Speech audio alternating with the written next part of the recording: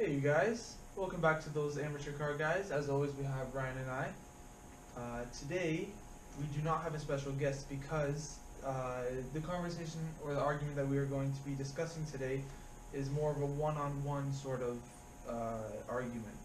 And the argument that we are going to be discussing today is when changing the aspects of your car, do you reduce weight or do you add horsepower to improve the performance of the car? Now, in an ideal world, you would do both. You would reduce weight, you'd add horsepower, you'd do all the modifications that you're supposed to do to a car. Gonna bring up the Koenigsegg 1-to-1 because it has almost a perfect horsepower to weight ratio. It has a very, very close. They tried to hone this in. It's as close as you're gonna get to have 1 horsepower per pound the car weighs. But unfortunately, we're not doing this. Our argument is you take a stock car, doesn't matter what it is, do you reduce the weight to it, or do you add horsepower, and then if compared, which one would you rather do to look for performance? The 1-to-1 is an ideal car though.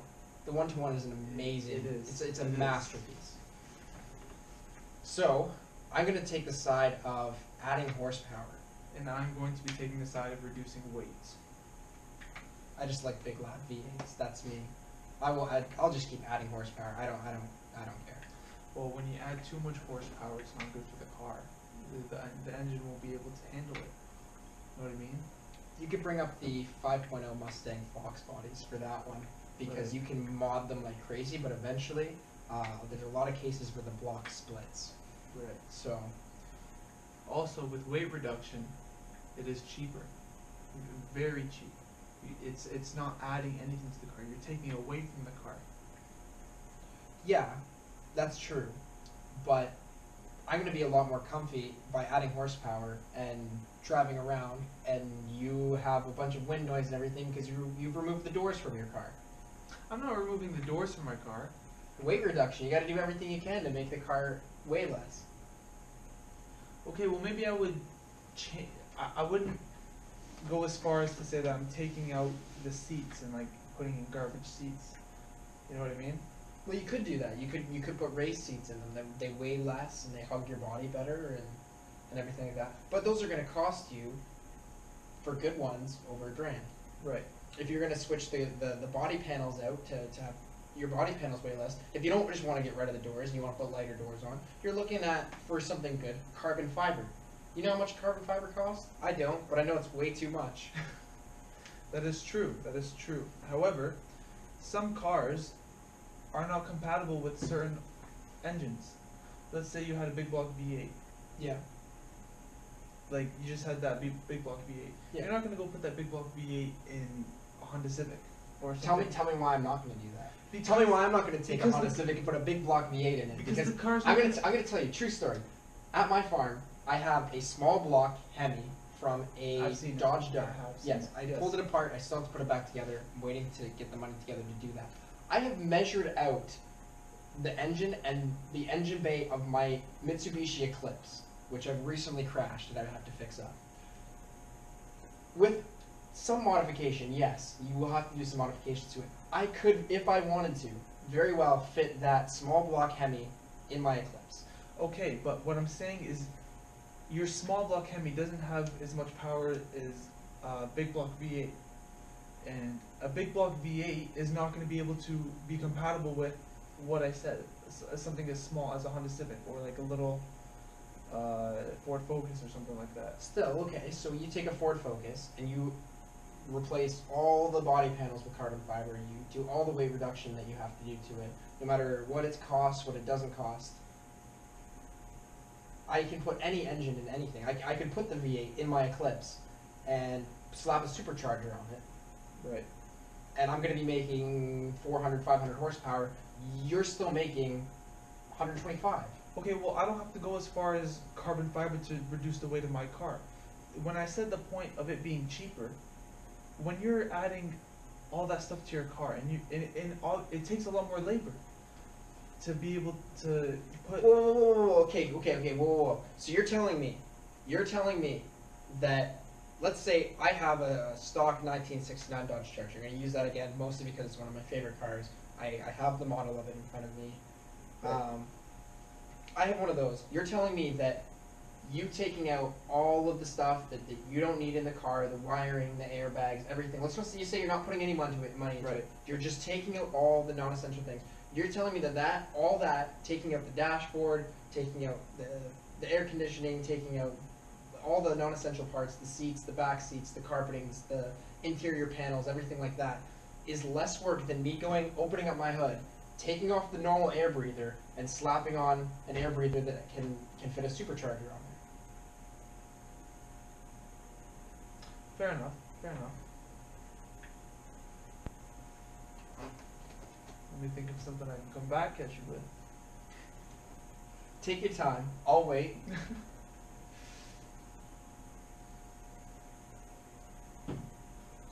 As filler, I'll hit you with another one.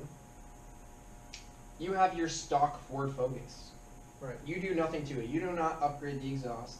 You don't do anything to it other than take weight off it. And I pull up in whatever car I want to with whatever engine I want in it, with as much performance on there.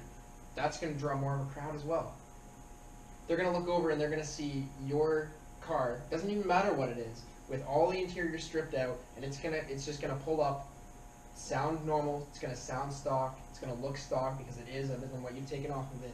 And I pull up in something that sounds mean, that looks mean, it has the big meaty tires on it, it's all horsepower and horsepower to ground equipment on there. Well, what really counts is who passes the finish line first, who gets past that quarter mile before the other. That's So, true. so if my weight reduction car can beat your old flashy big Dodge Charger or whatever you're in. Well, that would depend. So let's both take the Dodge Charger. Okay. Big, heavy boat of a muscle car. I tune the engine, you keep the engine stock, and you do weight reduction. Let's say there's no budget here, right? Okay. It's just, I can put as much money into the engine as you want. You can put as much money into carbon fiber, racing seats, the anything that you want in that. I don't know how we're going to figure out which one would cross the finish line first. The only way to be able to find out is to do it. Yeah, I want to say that. So like, I don't know the specs on the Charger, but like let's say it's roughly, let's say 3,000 pounds, right? Okay. So let's say you get yours down to 3,000 pounds. Or no, sorry, you get yours under 3,000 pounds. So like, let's say you managed to cut that in half. Let's say 1,500 pounds. Okay. So you've now cut it in half. There's a point where you can't take anything more off the And car. there's a point where you can't add any more horsepower. It depends on how you do it, because I know some people that have blown up their Honda Civics when they're reaching over 400 horsepower, Right. and I also know people with Honda Civics, or likewise the sort of tuner cars, that have almost 2,000 horsepower. Right. So there's a threshold where you can only go so much percentage of weight off there, and I can keep modifying the engine parts and all the rest of the things to hold up for the amount of horsepower I'm shoving in there. I can keep going until basically I run out of money, but in this circumstance I don't. So that's why I think why this debate would be a little more intriguing than others is because there is that threshold. There is that certain area where you can't go past because it will affect the car's performance in a negative way if you go too far. Yeah, so like if you want less weight than carbon fiber has, Right. you're taking those body panels off now, right? Exactly. So you're taking the hood off, you're Exactly. taking the roof off, you're taking the side panels off. You now don't have the aerodynamics. that you need. Exactly. Yeah, I was just about to say. So you could definitely have a car that weighs nothing. You have an engine, you have a frame, you have the steering wheel, one seat, nothing else on the car other than the wheels and the engine and that. And then it's just air holding you back. and then yeah, it's not going to have the aerodynamics of it. It's not going to have the performance of it. In a straight line, like, you're going to have a better time with it. But if you're trying to go around a track, you're not going to have any stability to that car. Same thing if you were to add too much horsepower or too much power in general. You'll just slide about. Yeah. So you also it's grip as well. So that wouldn't be good for the Dodge Charger. But if we're talking all-wheel drive, you have a good all-wheel drive system. The rear steering, I don't know exactly what that's called, but one of the new Mercedes has it, the GTR or whatever, has the active rear steering or something like that. Mm-hmm. With torque vectoring and all that into it, you're gonna have a better time, but still, like, you are going to lose grip at some point as well with that much power, or you're going to wreck internal parts. Right. Which is actually, the Hellcats have that problem. They have 707 horsepower, allegedly. I like to believe that they do. I'm a Mopar guy. But, yeah, no, the amount of torque that those things have, like, Exactly. just going to the grocery store and back, you have to get new tires for it, for the back of it. So, yeah, in an ideal world, this argument wouldn't be happening, because you would reduce the weight and you would up the horsepower, and you come out with the Koenigsegg 1-to-1. Exactly. You would come out in an ideal world, everyone would be driving the Koenigsegg 1-to-1. That would be a great world to live in. Everybody has a Koenigsegg. I feel like it would just be too, like, we would just adapt and be like, oh, another Koenigsegg, oh, another Koenigsegg. Well, no, but if everybody had a Koenigsegg, then all the other production car makers would try even harder to make something better than that. But you can't. And actually, well, could you? Having, maybe if you had a car ratio that was 1-to-1, and it was a high. So the Koenigsegg 1-to-1. No, you have the Koenigsegg 1-to-1. Yeah. But you would have more horsepower than the Koenigsegg. That ratio was still there, but you would have like a higher. You know what I mean? Like a higher amount of horsepower, so it would get past the line. I mean, I feel like Koenigsegg and other car manufacturers have the ability to do that, but I feel like there's a reason why they stop at a certain point. Like I don't know physics as well as some of these the car designers do and stuff like that. So I don't know if they're holding back because, like, after that you're starting to lose crucial points to that.